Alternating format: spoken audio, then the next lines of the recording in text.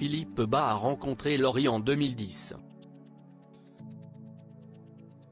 Si est sur le tournage d'Un mari de trop que le comédien est tombé sous le charme de la chanteuse.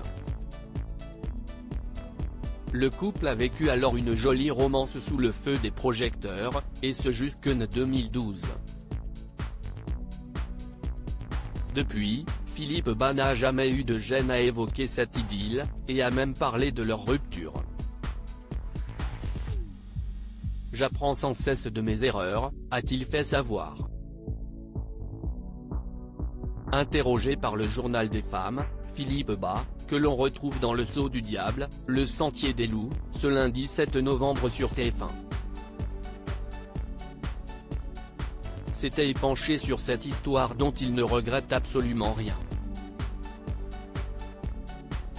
Il n'y a rien eu de gênant dans ce qui a été publié de mon histoire avec Laurie, et puis cela aurait été grotesque de faire semblant de ne pas être ensemble et de ne pas être pris en photo à deux, a-t-il déclaré.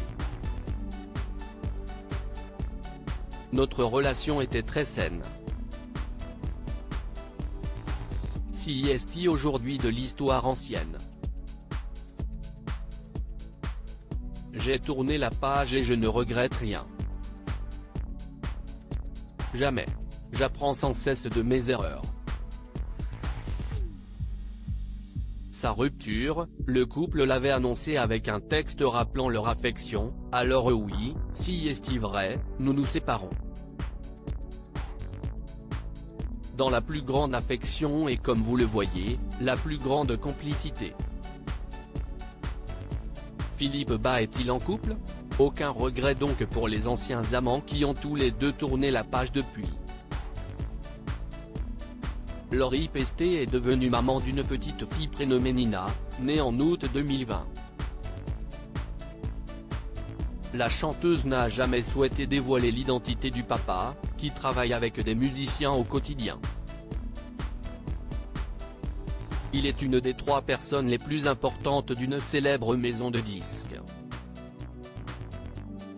Si à l'époque Philippe Bas avait confié vivre aussi une histoire d'amour avec une femme qui est dans le métier, elle est technicienne, si est un peu comme une meilleure amie, comme une sœur, une meilleure amie, une maîtresse, avait-il fait savoir à Télé Loisirs en 2016, désormais le mystère reste entier. Dans une récente interview pour le site Télépro, questionné sur sa vie amoureuse actuelle, Philippe Bas n'a pas souhaité préciser s'il était en couple ou célibataire, ajoutant simplement n'avoir pas grand-chose à raconter.